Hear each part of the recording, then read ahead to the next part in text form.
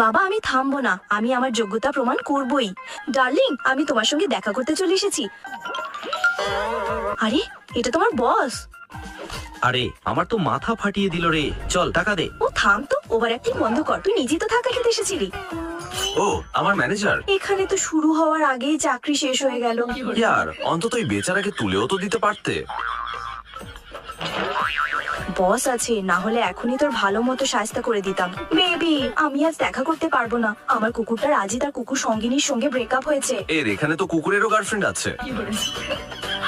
Baby, আপনি নিশ্চয়ই ক্লান্ত হয়ে গেছেন, বলুন তো তাহলে চা এনে দিই।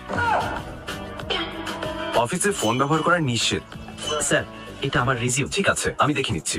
ডার্লিং, আজ আমাকে ইগনোর কেন করছো? বস তো ওদিকে ব্যস্ত, ততক্ষণে আমি কথা বলে নি। আমি কি করবো ইয়ার, বসটাই এমন গম্ভীর স্বভাবের। আরে এই বসের তো 12টা বাজানো উচিত। আমি হলে আরামে সবাইকে মোবাইল চালাতে দিতাম।